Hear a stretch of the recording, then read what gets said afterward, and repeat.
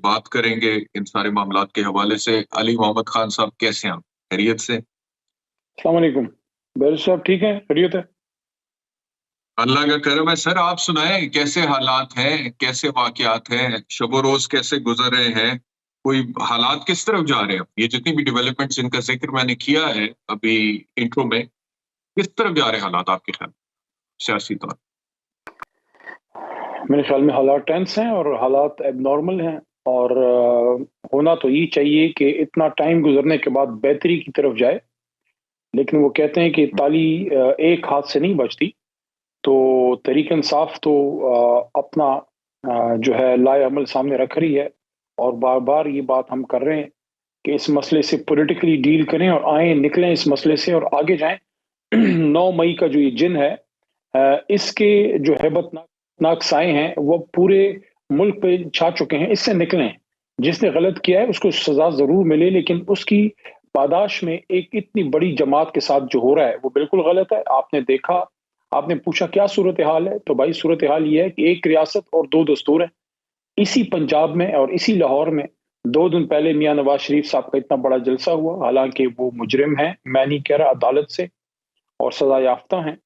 اگر عدالت سے آ کے ریلیف لے کے عدالت میں پیش ہو کے اس کے بعد ان کو جو ہے وہ جلسے کی اجازت ملتی تو وہ ایک اور صورتحال ہوتی، لیکن اس پہ بحث کی بجائے اس نقطے کو دیکھیں کہ ان سے بڑی جماعت اور ان سے زیادہ پولیٹیکلی ایکٹیو جماعت اور وہ لوگ جو کہ یوتھ، جو مڈل کلاس کے لوگ جو پاکستان میں سیاست کے ذریعے بلٹ سے نہیں بیلٹ سے تبدیلی کے حامی ہیں، ان کو لاہور میں ایک چھوٹا سا کنونشن کرنے کی اجازت نہیں ہے۔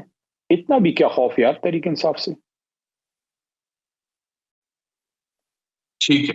اچھا علی محمد خان صاحب، آپ نے کہا کہ 9 مئی کا ذکر کرتے ہوئے، کیونکہ آج یہ بہت بڑی ڈیولپمنٹ ہے، سپریم کورٹ نے قلعدم قرار دیا ہے فوجی عدالتوں کے قیام کو، تو آپ نے کہا کہ 9 مئی کے واقعات میں جو لوگ گنہگار ہیں ان کی اکاؤنٹیبلٹی ہونی چاہیے، اور دوسری آپ نے بات کی بلٹ سے نہیں بلکہ بیلٹ سے لوگ جو ہیں وہ پاکستان تحریک انصاف کے جو اس پر یقین رکھتے ہیں۔ لیکن حال ہی میں جو پریس کانفرنسز ہوئی ہیں وہ آئی ڈو انڈرسٹینڈ ان کا پس منظر، خاص طور پہ صداقت عباسی، عثمان ڈار، شیخ رشید، لیکن ایک پریس کانفرنس مختلف تھی اور وہ تھی فاروق حبیب کی، اور وہ بڑے کنونسڈ نظر آ رہے تھے اس کے اندر، اور انہوں نے کہا کہ چیئرمین پی ٹی آئی نے بیلٹ کی بجائے بلٹ کا راستہ دکھایا۔ 9 مئی کے حوالے سے پلاننگ اور دیگر جتنی بھی باتیں ہیں وہ سارا مدعا جو ہے وہ چیئرمین پی ٹی آئی تک انہوں نے پہنچایا، اور مزید باقی لوگوں نے بھی، اور آپ کو پتا ہے کہ بہت لوگ اس حوالے سے بات کرتے۔ تو وین یو سے کہ 9 مئی کے واقعات کے حوالے سے جو لوگ رسپانسبل ہیں تو ان کی اکاؤنٹیبلٹی ہونی چاہیے، تو یہ responsibility chairman P T I تک بھی جا سکتی ہے، تو کیا اس صورت میں بھی آپ یہ کہیں گے؟ دیکھیں، چیئرمین تحریک انصاف کسی بھی صورت ان معاملات میں ان کا کوئی رول نہیں ہے، اور جہاں تک میری معلومات ہیں کسی ایسی میٹنگ کی مجھے اطلاع نہیں ہے جس میں کوئی ایسی کوئی پلاننگ ہوئی ہو۔ اس دن لوگ جذباتی طور پہ نکلے، احتجاج کیا، کچھ لوگ کینٹ ایریاز میں اور ان جگہوں پہ گئے جدھر سیاسی لوگوں کو نہیں جانا چاہیے، وہاں احتجاج ہوا۔ جو پارٹی کی پالیسی نہیں تھی، جو چیئرمین تحریک انصاف سابق وزیر اعظم جناب عمران خان صاحب کی پالیسی نہیں تھی، بلکہ ان کی پالیسی تو اس سے یکسر مختلف ہے، جب انہوں نے یہ کہا کہ یہ ملک بھی میرا ہے اور یہ فوج بھی میری ہے، اور پاکستان کے لیے ایک مضبوط فوج لازم و ملزوم ہے، اور یہاں تک کہہ دیا اس شخص نے کہ میرے سے زیادہ اس ملک کے لیے، میرے ملک کے لیے فوج کی اہمیت ہے۔ تو میرے خیال میں اب اس معاملے کو اس طرح سے ڈیل کیا جانا چاہیے کہ جن لوگوں سے غلطی ہوئی ہے سزا تو ان کا حق بنتا ہے، جن لوگوں نے کیا پارٹی کی پالیسی پہ نہیں کیا، لیکن پھر بھی ہم یہ بات کرتے ہیں کہ ریاست ماں جیسی ہوتی ہے، ماں تنبیہ بھی کرتی ہے، ماں معاف بھی کرتی ہے۔ تو ملک کے وسیع تر مفاد میں یہ ایک کوئی بائی ڈیزائن نہیں تھا، یہ ہمارا ملک ہے، یہ ہماری فوج ہے، یہ ہمارے ادارے ہیں۔ جن لوگوں نے کیا وہ بھی ملک دشمن نہیں ہے، جذباتی ہو گئے ہوں گے، اور یہ ان کا کوئی ڈیفنس نہیں ہے، ان کو فیس کرنا چاہیے۔ میں نے فیس کیا ہے، میں کسی احتجاج میں نہیں تھا، میں کسی اس میں نہیں تھا، 80 دن جیل میں نے کیوں کاٹی؟ میں ایک وکیل بھی ہوں، صرف سیاست دان تو نہیں ہوں، اور ساتھ ساتھ مجھ پہ جو دفعے لگے 780 لگا، مجھ پہ آرمی ایکٹ لگا، مجھ پہ سیکرٹ ایکٹ لگا، آپ اس کو جانتے ہیں، میں کیا آپ کے سامنے عرض کروں، 120B لگا، میں نے فیس کیا ہے۔ میرا کیس ڈسمس ہو گیا، ڈسچارج ہو گیا عدم ثبوت کی بنیاد پہ، میں آپ کے سامنے بیٹھا ہوں، تو میں تو फेस करके बैठा हूं, लेकिन मैं ये रिक्वेस्ट कर रहा हूं कि मैंने तो नहीं किया था, फिर भी मैंने फेस किया, लेकिन जिनसे हो गया है, नौजवान हैं, बच्चे हैं इस कौम के, उनके साथ अगर रहम वाला दरगुजर वाला मामला हो तो वो बेहतर होगा इस मुल्क के लिए। हमारे बच्चे हैं, कल को इस मुल्क के काम आएंगे, इसी इदारे के फौज के काम आएंगे। और कुछ अरसे पहले यही बच्चे हमारे जो थे, मुल्क के जो नौजवान हैं, यही 5th जनरेशन वॉर में हमारे इदारों के डिफेंस करते थे। गलती इंसान से हो जाती है, ये उनके गलत अमल का डिफेंस नहीं है, लेकिन मैं आपको ये कह रहा हूं कि माँ सब्र से या दरगुजर से भी काम लेती है। हाँ, वो जो हार्ड कोर क्रिमिनल्स होते हैं, जो जेट ब्लैक टेररिस्ट होते हैं, उनके साथ तो और तरह से आप डील करते हैं। ये तो पढ़े लिखे लोग जिनसे गलती हो गई, लेकिन पार्टी पे इसका दोष डाल देना ये बहुत गलत है। मेरे सामने कभी खान साहब ने ऐसी बात नहीं की, और मैं हमेशा पॉलिटिकल मसाइल का पॉलिटिकल हल की मैं तजवीज देता हूँ। गैर जरूरी तौर पे अदालतों पे बहुत बड़ा बोझ डाल दिया गया है। अचानक पौने 200 के करीब केसेस साबिक वज़ीर आज़म पे बन गए हैं। ये बैरिस्टर साहब मसाइल का हल नहीं है।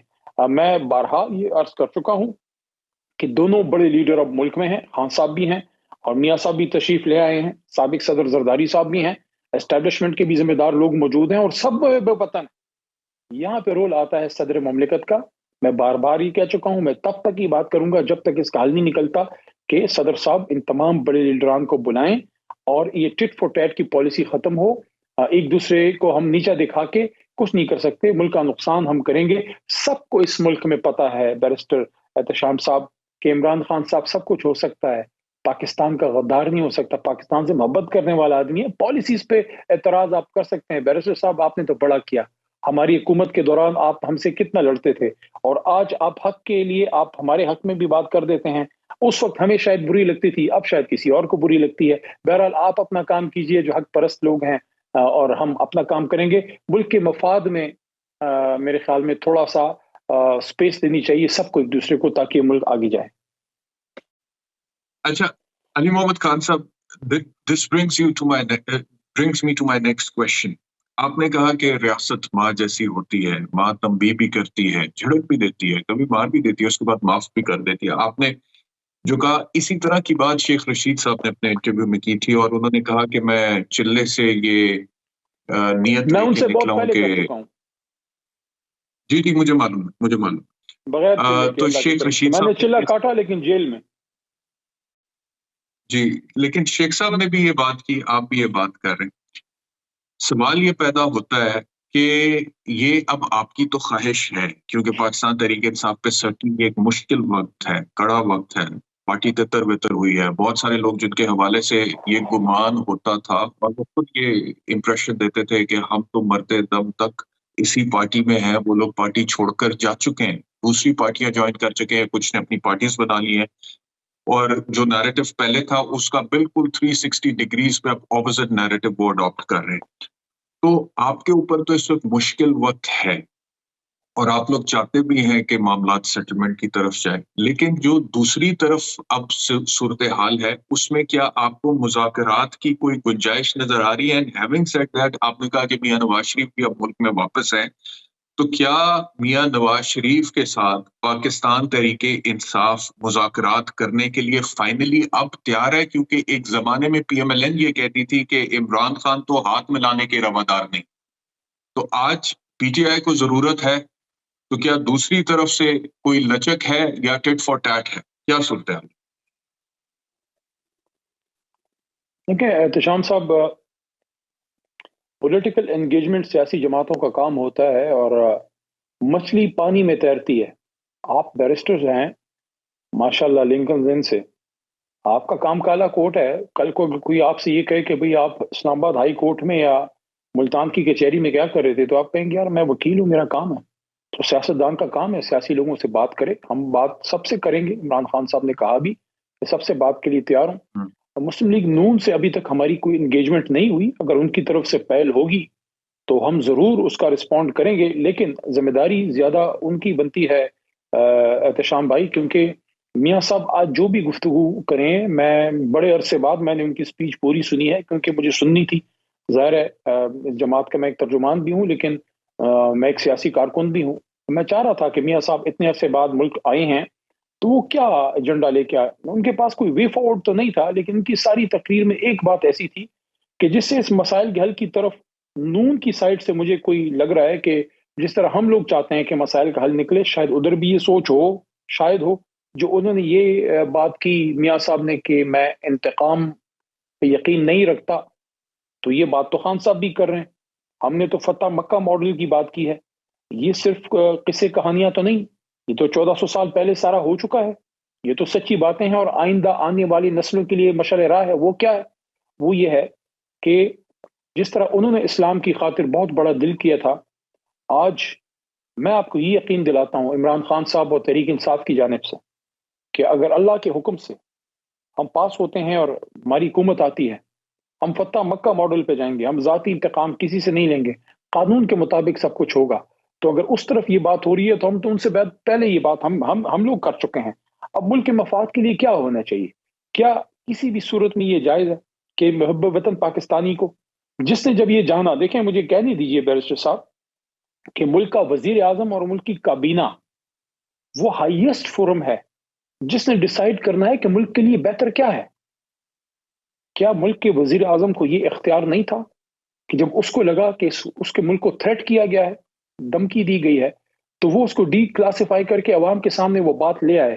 اگر اس بات کو وہ دبا کے بیٹھ جاتے، کل کو یہی 22 کروڑ گلا کرتے کہ آپ نے ہمیں اعتماد میں کیوں نہیں لیا۔ آج کیا یہ فیصلہ آپ سے ایز اے وکیل، آپ سے ایز اے قانون کے طالب علم اور ایک سیاسی آبزرور کے یہ پوچھنا چاہ رہا ہوں کہ کیا یہ فیصلہ ملک کی کابینہ اور ملک کا وزیر اعظم کرے گا کہ ملک کا انٹرسٹ کیا ہے، یا کوئی اور کرے گا؟ ہمارے خیال میں ایز اے سیاسی کارکن، ایز اے قانون کے طالب علم اور ایک ملک کے ذمہ دار شہری کے، یہ اختیار آئین پاکستان کے تحت عوام پاکستان نے، اقتدار اعلیٰ اللہ کے بعد عوام کی امانت ہے، اور وہ تفویض کیا ہے تھرو کانسٹیٹیوشن وزیر اعظم کو، اور وزیر اعظم صاحب نے ذمہ داری سے اس کو جانا کہ ملک کو ایک تھریٹ ہے، ایک انٹرفیرنس ہے، سازش ہے یا مداخلت، جو بھی اس کو نام دیں، تو اس کو انہوں نے ڈی کلاسیفائی کر کے قوم کے سامنے ایک ذمہ داری سے ایک چیز لے کے آگے۔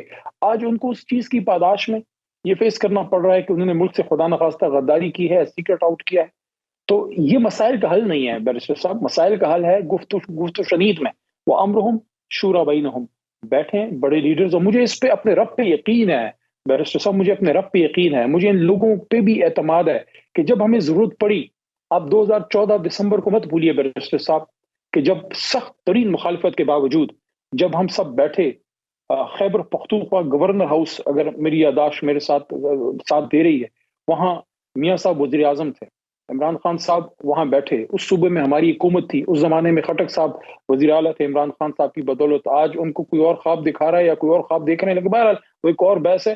خان صاحب کی بدولت انہوں نے بھی وزیر اعلیٰ ہاؤس دیکھ لیا، تو وہ بھی اس میں موجود تھے، جنرل راحیل صاحب بھی موجود تھے، اور باوجود سخت مخالفت کے جب عمران خان صاحب نے پاکستان کی خاطر تعاون کا ہاتھ بڑھایا، اس کا رزلٹ آپ دیکھ لیں کہ وہ جو نیشنل ایکشن پلان تھا، ضرب عضب تھی، وہ کامیاب ہوئی، اور سب کی کامیابی تھی، جنرل راحیل کی بھی تھی، میاں نواز شریف کی بھی تھی، عمران خان کی بھی تھی، اور آصف علی زرداری کی بھی۔ آج بھی ہم کر سکتے ہیں اگر where there is a will there is a way۔ ٹھیک ہے، آپ جو کہہ رہے ہیں کہ مذاکرات ہونے چاہیے، بات ہونی چاہیے، معاملات سیٹل ہونے چاہیے، ملک کو آگے نکلنا چاہیے، عوام کے لیے مل کے سب کو کام کرنا چاہیے، اور اس میں آپ نے ذکر کیا صدر عارف الوی کا۔ عارف الوی صاحب کس حد تک اس میں مؤثر ثابت ہو رہے ہیں؟ کیا وہ کوشش کر رہے ہیں کہ اسٹیبلشمنٹ اور پی ٹی آئی اور دیگر سیاسی جماعتوں کے درمیان برج کے طور پہ کام کریں، اور اگر کوشش کر رہے ہیں تو ان کی کوشش کس حد تک کامیاب ہے، اور کیا کامیاب ہوگی یا مشکل ہی لگ رہا ہے موجودہ حال؟ آپ مجھے جانتے ہیں، اور جو لوگ مجھے جانتے ہیں ان کو اس کا پتہ ہے، میں آپٹمسٹ ہوں، میں 99% ناکامی ہو اور 1% کامیابی ہو، میں 1% کی طرف دیکھتا ہوں۔ یہی ہمارا دین ہمیں سکھاتا ہے، ولا تقنطوا من رحمت اللہ، اور یہی ہمارا لیڈر عمران خان بھی ہمیں بتاتا ہے۔ الوی صاحب کی طرف سے بالکل ولنگنس ہے، اور وہ چاہتے ہیں کہ مسئلہ حل ہو، لیکن آپ کو بھی اس کا ادراک ہوگا کہ ڈاکٹر صاحب عارف الوی صاحب، جو کہ خود ایک پولیٹیکل ورکر ہیں، اس جماعت کے بنانے والوں میں سے ہیں، ایک سیاسی تحریک سے نکلے ہوئے آدمی ہیں، 2 بار کراچی جیسی مشکل جگہ سے جیت کے آئے، عمران خان صاحب کے ساتھی ہیں پرانے، تو وہ سیاست کے رموز سے واقف ہیں، لیکن ان کو سپورٹ چاہیے۔